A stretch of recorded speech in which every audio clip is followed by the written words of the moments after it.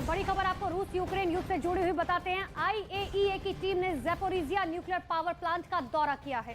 IAEA की team ने nuclear power plant में ज्यादा नुकसान होने से इनकार कर दिया है। 4 सदस्यीय टीम ने इस प्लांट का दौरा किया।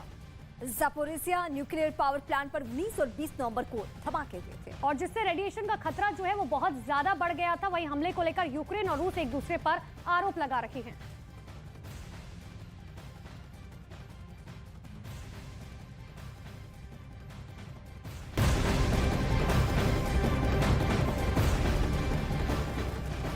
महायुद्ध के बीच रूस के सामने आर्थिक संकट अब गहराता जा रहा है। पश्चिमी मीडिया में यह दावा किया जा रहा है कि यूक्रेन पर बम बरसाते बरसाते रूस के बारूद खाने खाली हो गए हैं। वहीं ब्रिटेन के रक्षा मंत्रालय ने दावा ये किया है कि रूस के निवेशकों से $13 बिलियन से ज्यादा का कर्ज लिया है, जिससे वो युद्ध में हथियार। ये अनार उगा के हर साल 1 एकड़ की जमीन पर 10 लाख कमा रहे हैं। उनसे सीखना है तो फ्रीडम ऐप को अभी डाउनलोड कीजिए। हथियार और रसद की कमी को पूरा कर पाएगा।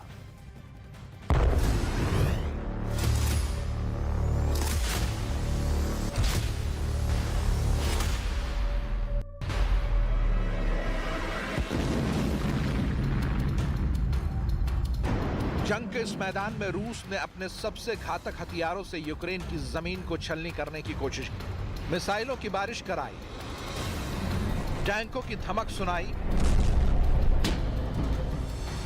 और बारूदी धुएं का यूक्रेन में बवंडर उठा दिया।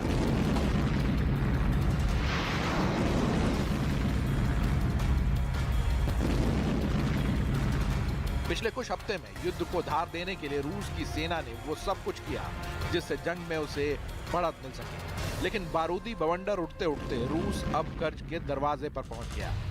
इसका पता उसे 10 महीने बाद लगा। ब्रिटेन रक्षा मंत्रालय ने दावा किया कि रूस ने यूक्रेन से लड़ने के लिए निवेशकों से $13 बिलियन से ज्यादा कर्ज लिया है। महायुद्ध के बीच रूस का ये अब तक का सबसे बड़ा कर्ज है। ब्रिटेन के रक्षा प्रमुखों का दावा यह भी है कि यूक्रेन के खिलाफ मैदान में डटे रहने के लिए रूस ने चोरी चुपके से इतनी बड़ी राशि उधार ली है। 2 हफ्ते से जंग तेज है, ऐसे में हथियारों की संख्या भी तेजी से कम हो रही है। यूक्रेन को तो नाटो देशों से हथियार और रसद की मदद मिल रही है, लेकिन रूस अकेले ही मैदान में टिका हुआ है। पश्चिमी मीडिया की खबरों की माने तो पिछले हफ्ते रूस की इकोनॉमी साल की दूसरी तिमाही में 4.1% तक गिरी। इसके बाद तीसरी तिमाही में 4% की गिरावट दर्ज की गई।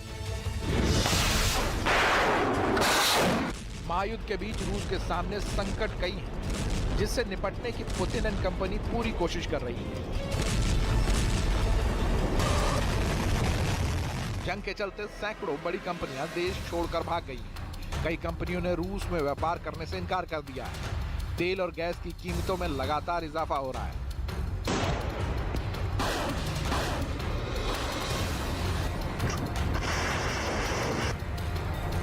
ये इशारा करता है कि यूक्रेन से लड़ते लड़ते रूस का बारूदी खाना भी खाली हो रहा है और खजाना भी कम हो रहा है। बिना हथियारों के जंग के मैदान में टिके रहना किसी भी देश के लिए मुश्किल होगा, भले ही वो महाशक्तिशाली रूस ही क्यों ना हो। ऐसे में हथियारों का स्टॉक बनाए रखना पुतिन के सामने बड़ी चुनौती होगी। इससे पहले पश्चिमी मीडिया में रूस के हथियारों का स्टॉक खत्म होने की भी काफी चर्चाएं थी।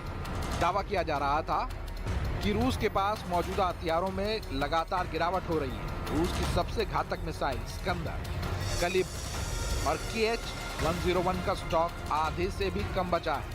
वहीं जंग में इस्तेमाल हो रहा आत्मघाती ड्रोन भी अब कुछ ही बचे हैं। जाहिर है युद्ध किसी भी देश की इकोनॉमी पर नेगेटिव इम्पैक्ट डालता है।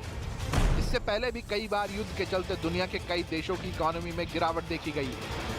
यूक्रेन को घुटने पर टिकाने पर मजबूर करने का सपना लिए पुतिन अपने सारे पैतरे मैदान जंग में इस्तेमाल कर रहे हैं। बारूद की कमी का संकट आने पर वो कर्ज भी ले रहे हैं और साथी देशों से मदद